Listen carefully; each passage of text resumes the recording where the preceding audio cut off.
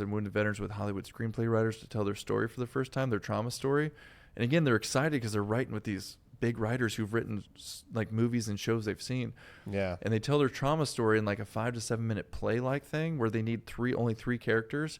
And so they relive their moment in time through writing, but then we fly them all out here in that Tennessee Performing Arts Center. We actually have these actors act out their story in front of them.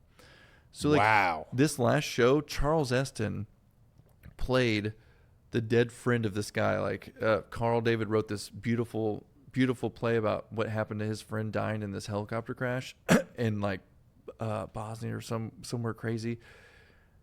And Charles Eston was his buddy. And I'm sitting here thinking like, Carl must be over the moon that his buddy's being honored by Charles Eston. You know what I'm saying? It's like to see it play out where you become the owner of the story. And when we do that is because they have to, we all think it's our own fault when stuff happens like that because we're only looking at it from our lens. When you force them to write their trauma story, they now have to look at the other characters. They now have to be like, what was my gunner doing? What was my gunner thinking? What was my driver doing? What was he thinking? Was it day? Was it night? That makes them realize usually it's not their fault and that like different things are happening. Because it's hard for you to go back to that place unless there's a reason for you to go back. And it's a peaceful reason.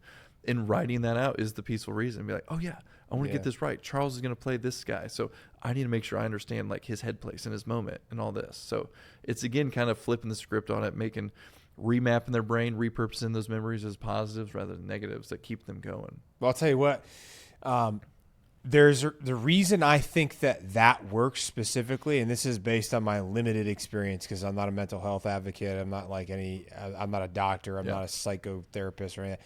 But like how you said it, when you first started telling your story about your gunner who passed away, right? Like it was very difficult to tell people. You would get very emotional about it because it was still fresh.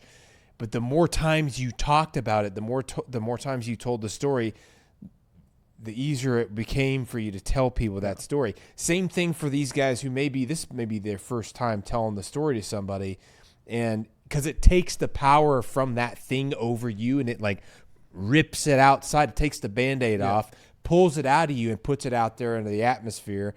And then basically it's like it takes that pressure off your chest. Yeah. You know, and I think there's definitely a therapeutic effect from that, which I think is one of the reasons why what you're doing is obviously working because it's obviously helping a lot of people.